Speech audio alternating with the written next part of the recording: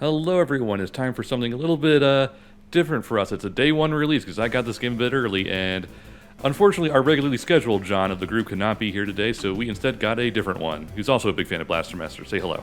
Hello, it's Stunt Double John today. Huzzah. Huzzah. Yeah, I didn't realize you were such a big Blaster Master fan until you did your playthrough of it. And it's like, oh, I like Blaster Master. We should invite you. Yeah, no, I did a playthrough of 0-1 so far this year, and at some point I'm doing 2. But I love the series, and I've got a friend who works at Inti. I actually am friends with the English localizer director. He's got a couple different roles, actually, now. So, yeah, no, I've been a big fan of the series, and I figured, why not join you for 3, even though I plan on doing it sometime in the future. Years from now, probably, at this rate. Yeah, whenever the analogous future is in the future. So Future. Yes. Technically, it never becomes the future. It only ever becomes the present. Technically, it never becomes... Well, I guess it always becomes the past then, too, by that logic. So, when you say big fan of the series, do you mean like all the way back to the first one? Oh, yeah, I grew up with the original. Okay. Yeah, Blaster Master was weird in that it was one of those NES games where people just kind of had it. Yeah, pretty much. I kept borrowing it off of one of my friends, and I got up to the stage 6 boss, the one that you basically need to use the pause trick on if you want a fair fight. And that boss just destroyed me. So, but I never played any of the other spin-offs. There's like 5 other Blaster Master games. I know there's one on Game Boy. There's yeah, and that's not even a Blaster Master game. It's Bomberman. Yeah. Wait, there's a Blaster Master game that's a Bomberman? Yeah, on Game so Boy, yes. Yeah, Blaster Master Boy. It's because their sprites look very similar on the old NES game. Yeah, so it's Blaster Master Boy was actually Robo Trek, which was Robo Warrior, which was actually Bomberman. So it's like this weird double jump of licenses. It was like kind of a Final Fantasy Legends, Final Fantasy Adventure situation where they took a franchise from overseas and rebranded it to something more popular here. Yeah, or but imagine if like imagine if like Final Fantasy Legend was actually like Romancing Saga, which was actually Chrono Trigger, like something like that, like a weird double step. What? Yeah, Okay, it doesn't have to make first of all- sense. Oh, no, sorry. I'm actually looking at the game for once in our lives. What? No, we don't first do that. Oh, yeah. Glad you caught on that quick. But first off, random under booby window. That's a new one. Yeah, Second Eve off, gets weird. She's evil now? What? Eve is evil? Well, no, they don't know yet. The other thing is that Eve gets weirdly more and more busty every time the game goes on. The series goes on. Yeah. Weirdly, in quotation marks. Lest we point out Kana.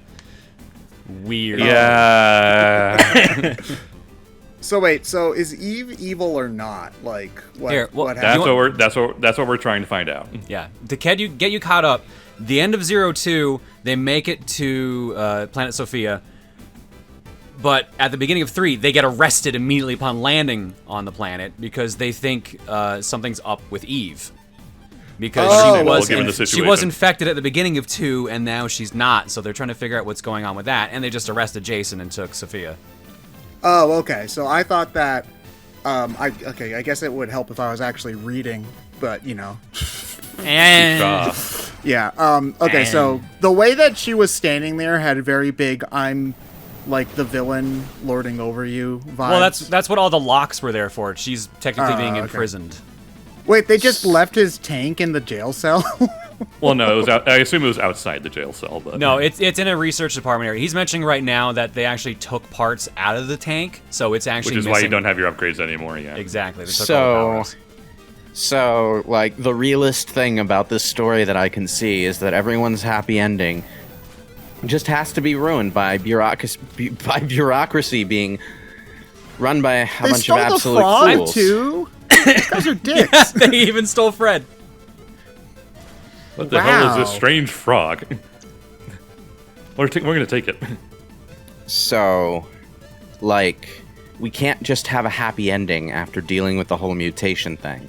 I'm gonna be real. That's just what Inti Creates does. Every sequel is like, yeah, the happy ending got ruined. It just keeps happening like that. It's every time, like even like 1-2, happy ending is ruined. 2-3, happy ending is ruined. Gunvolt, happy ending is ruined. Bloodstain, happy ending is ruined. It wouldn't kill y'all to just, let a few years of time pass between games and have something new come up rather No happiness allowed. Everyone it's must like be they miserable. literally were like, Eve, let's meet your parents. Immediately get locked in jail. That's pretty much how it went. And again, this is anime pop culture. They do love their evil bureaucrats. Oh, I do You- like the new animation for the jump system, whatever it's called, where Does you look get. does the look a wall bit jump? slicker than I Yeah, remember. I mean, Inti Creates is kind of like the Pixar of sprite animation, where they just make new stuff to show off a lot of the time. They do that a lot. Because I think it was for Brave, where they made like this whole complex hair animation system, and then they were like, let's make a movie around that. And you can tell whenever Pixar's making a movie to flex on their animation skill, or when they're making a movie to write a story, because the quality of said story drops whenever it's just, look at this cool animation we have. The red hair clearly was the main character of that movie. Yeah, exactly. But I mean, like, again, the game looks gorgeous as all the other ones do. Like, I noticed a new animation where the guy in the little walkie tank now scratches his head when he's standing around, which is adorable, I guess, for a weird mutant leg walker. Yes, game, we know how to play Blaster Master. Actually, no, this game changes a lot. Yeah, on the they overhead changed a couple sections. mechanics. So you basically start with all the weapons you're ever going to get gun-wise. The gun level just changes its properties and damage output. So it's kind of weird because they have a weakness system mostly more so in 2 than 1. Mostly because in 1 the wave beam was so ridiculously overpowered no one used anything else. Well, but no, weakness system isn't one.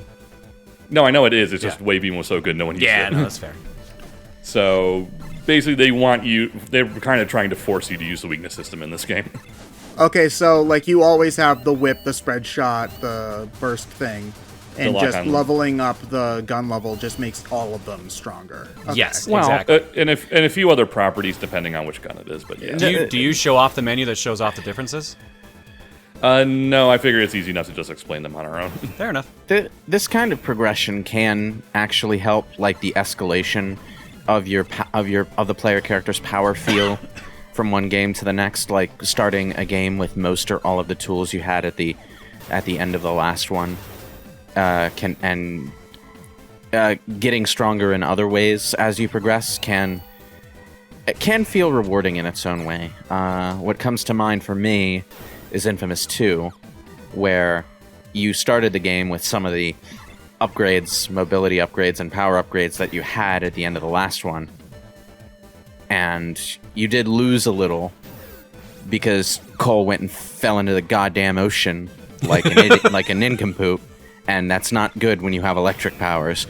But you started with most of the stuff that took you half the game to collect in the first game. That was one of my So- favorite things about Banjo-Tooie, was that you have literally all of the power-ups from Banjo-Kazooie when you start that game. And if you know how to play it, you can just basically walk straight out of the tutorial room and head straight into the adventure. And if you didn't, you can just do all the tutorials kind of like how you did at the beginning of Kazooie 1. Only everything's blown up and dead and depressing. And then a lot of what you get is new stuff rather than the old stuff again. Yeah, which is neat. I mean, granted, you can't just escalate like that every time, but it is also nice when the games have a balance between, keeping some old stuff, but also making a reasonable story excuse, so it's not like Samus bumps into the wall and it's just like, no, everything's broken. Yeah, in Infamous, like, I think the big thing you lost at the beginning was the massive fuck-off lightning ability, which you do later regain, but before you regain it, you get something new and arguably more cool, the lightning tornado power, which, honestly, I like more than the big fuck-off lightning attack. Because you're sending a massive frickin' tornado down the road and it sweeps up everything. It's great. Right, so obviously this is the tutorial. You use all the different weapons to get something in. We could see from early on where the spiral beam I'm using now, when it was at like 0 gun level, it barely moved forward at all, and now it goes across the entire screen and it's much bigger. Ah. Each weapon gets different abilities too, like they eventually get the ability to stun enemies on top of their usual damage, and it still works the same as if you take a hit, you lose points off your gun. Yeah, Can you I don't still like what do they the did. dodgy thing from Yeah. 2? Like the Yes, you can. The thing, countering is back. But they did something smart this time around. You get a couple different methods. In 2, you had to choose which one you wanted to use. In 3, you get them all at once. So, Ooh, nice. yeah. So if you get like the physical counter, you unlock that, you can just tap the same button you would do for the usual bullet dodge. Oh. I All mostly right. stick to the bullet dodge because it's the easiest to kind of get me for me to interact with. Yeah, bullet And you're dodge playing- is the most helpful, and then like the physical counter is great too when you got a bunch of weak enemies because it chains together. Yeah. Oh. And you're playing the Switch version here? Yes. I mean, it's a Ninja Creates game. It'll run on anything. Oh, they give you... Also- oh, my God. No, Oh. I love how the advertisement preview for this, like a trailer or something, went no more broken ankles. I'm like, thank you. Yeah. Thank God. Oh, my w- goodness. That was the weirdest thing I found about the DLC characters. None of the DLC characters for the other games took fall damage. Only Jason did. So I'm surprised it took them till the 3rd game to change that. Did they do DLC characters for 2? I know that they did a bunch for 1. They There was only a did 2. Kana DLC. Yeah, there was a Kana DLC which has nothing to do with the main game whatsoever. Yeah, there's a shooting gallery game, the Kana Growth Simulator for 2, and then there's Empress, I think is her name. No, sorry, Queen, rather, is her name from Dragon Mark for Death, and Luminous Avenger Ix is also another character. Copen. There we go, that was his name. So yeah, they is only that did 2 the- characters, and they're both the characters. edgy rival character, yes. The edgy rival character from Gunvolt. Okay. Yeah, the one that got his spin-off game. Okay. Was that any good for the Yeah, record? it played Okay. like Mega Man X if you were playing a Zero. Okay. It was a So lot I played faster paced. Gunvolt 1, and it So- was fine. So, like, what is with the big crack in time thing going on? We'll be getting to those later, but that's another one of the big gimmicks for the game where you have like parallel dimension swapping, and it really just amounts to just you have more of the map to explore. Yay! Oh, so Yeah, they make a weird big deal about it, but they also kind of yada yada over a lot of things about the implications of it. So from a So plot it's- wise, it's a little odd.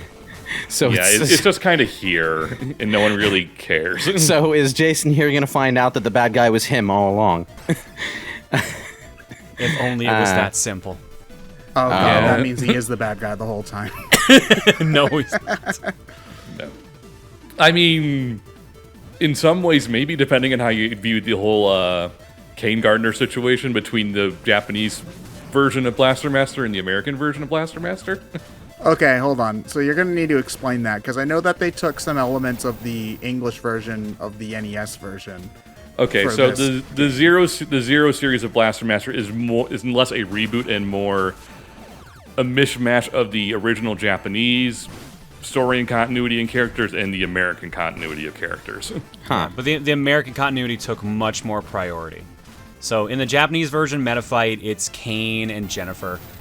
In the Worlds of Power book written for Nintendo games, it was Jason Frudnick and Eve. And they basically, that took the priority. And then Kane and Jennifer are mentioned in the first one, and And pseudo now they're mentioned just in the here second in one this- too. Yeah, in the third one and they're they're just- actually here. Wait, so they're completely different characters. Yeah, Okay. so Now they they are, yes. they're Eve's parents. Oh, okay. That's the reveal at the end of 1 is that you get Sophia Zero, the new tank, after Eve steals the first tank, and you get a we hope you'll survive, like do this to save the world kind of deal. Oh, I remember that. And so, like, the names at the end are supposed to be, oh my gosh, it's the Japanese ones that I Yeah. completely missed. Yeah, exactly. Which at the time we thought was just a neat little wink and nod to that, and it's like, oh no, now they're actually important. Yeah, they are very important in this game. Oh, Ryan, are you going into the area they told you that you're not strong enough to go into? So Yes, but at the same time, you never really get strong enough to handle these areas. No, I actually didn't even use... So the point is they want you to come back when you can use those warps. But you can just go through, but they're harder when you're just in this zone. But every enemy has a weakness type that you get to take advantage of. So as long as Yeah. you're able to keep on a weakness advantages, you'll be fine. But they're I'm definitely more- harder than just using the warp. The warps, yeah. I more mean that you never really get like a power upgrade that makes these robot guys easier. It's kind of a... Okay, so basically how it works when you get the dimension swapping power is, do you want to go the shorter route with more danger of the robots, or do you want to go through the alternate dimension, which has a longer route but easier mutants to handle? Yeah. Oh. That's kind of the trade-off here. And generally speaking, just take the longer route because you can avoid combat even in those anyway. So. Well, the other thing is too, what they kind of gloss over is that there's actually a hidden timer every time you're in the alternate dimension, and if you're in there too long, you start just getting your health drained off. But I'm never in there long enough for it to matter. I had it happen once, and I think it was on purpose. Oh, And the game okay. never tells you that? Yeah, I thought it was just a story beat more than anything. It's No, like, they- it's actually it's actually a thing. It's just you have to almost intentionally try to do that for it to matter. Ryan's correct. They do mention it as like a, I don't know if I can take this for being here too long. So they're just like making it seem like that. And then eventually, if you wait long enough, your suit literally starts setting off like a klaxon, just like burr, burr, burr, and then you start draining health. And you also, your suit changes color too, because to go in there, it turns blue. Oh. It's very So they- fancy. Yeah, it's very nice. It's very inty. There's no other way to describe it. It's very inty creates. So why do the portals have to break open every time you see them? Because You it's know. inty. Yeah. Yeah, they They want to worked show hard off. on that animation. I will say that one thing I don't think that everybody talks about their animations. I think that backgrounds is something that also they do really well. Like we only saw it for a half of a second there, but like that background pretty. Yeah, well, you're Yeah. gonna see it again in another minute here. Okay. All right, and this is supposed to be like the epic finale or whatnot of. This is the Zero, end of the right? trilogy, yeah. The Zero trilogy ends at this point. Okay. Oh, until something else steals their goddamn good ending, and they have It's to go okay. deal They'll with have that. kids, and they'll I- get their I'm gonna- happy beginning. You ruined instead. can't really ruin this one based on how it ends. So Yeah, Yeah, the ending of this well- one was very out of left field. Is there a depressing, awful ending if you don't get 100%? actually, no. This is the one time they don't do that. Yeah, Wow, there's okay. like they call the depressing ending the normal ending in this one, and it's not even that depressing. Because like normally in the other games, it's like Jason finds out that life is meaningless and goes into a state of everlasting despair, and No. then it's just like get the good ending. It's not even No, that. but- Is it in the previous games? Everyone fucking dies. I know that would be better. Yeah, No. but no, the quote unquote bad ending for this game is basically kind of actually not bad at all. It's just like slightly downer, but everything still works out Oh, okay. for the most part. Nah. Those Well, stupid that's a nice bomb change of enemies. pace, I guess. Yeah, this Yeah. is still me. This is me still trying to figure out what's new. Yeah, As so long in as this- you avoid Also, one thing to note is that all the temporary health and stuff respawns when you leave a general area. So if you pick up like the extra health I have there, it will come back, which makes kind of map completion kind of infuriating. Oh yeah, 100%. Wait, so because those are considered upgrades. Yeah. So do you remember in the previous games the weapon guard, I think it was called, where like you could take a hit and you wouldn't lose gun level? Yeah. Yes. The thing Yeah, is great. they did that for weapon level, for tank health, and Jason's health. So, but they are items that are expendable. You can stock up to 16. So basically, it's overhealing. Okay. Oh. Yeah. But the so- problem is, again, they respawn when you leave an area, which means you don't know what is an actual item you haven't picked up yet or not when you're coming back. Yeah. The other, I feel, is just kind of an awkward thing is that health doesn't mean anything at that point as far as pickups go, because if you're overhealed, it doesn't mean anything because you can't heal that overhealth back. Yeah. So Exactly. it's just kind of a weird situation where you want it, but at the same time, it also makes combat kind of pointless because you want to avoid it as much as possible because you want to hang on to the health. It seems a lot like armor and then health and Doom, the way you're Yeah. describing it. Yeah, That's a good comparison, honestly. But I never, I guess in Doom you're always taking damage, so getting either was always good. well, that's kind of why they did this because this is definitely a harder game. I would not recommend starting with this.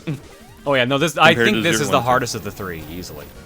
Yeah, so I think they made that to compensate for the difficulty, but at the same time, I'm not sure what happened first on the development cycle is more my confusion, because one kind of leads into the other. If that makes any sense. Oh, so you don't know if they came up with this health system and decided to make the game harder, or if they had made the game harder and then decided to add extra health as a... Mitigation yeah. aspect, yeah. Okay. So I have a very important logistical question. How do the people who run this facility ever get anywhere without, super advanced jumpy tanks? They just Everybody ride with just the tanks, right? has jumpy tanks. Didn't you see some of them were the enemies? Like there were like 20 of them. But so like you have to be rocking that hardware to get from point A to point B in this place. Yeah, it's like a fine. car, man. They don't have a walkway somewhere. Probably not. Oh. Jetpacks.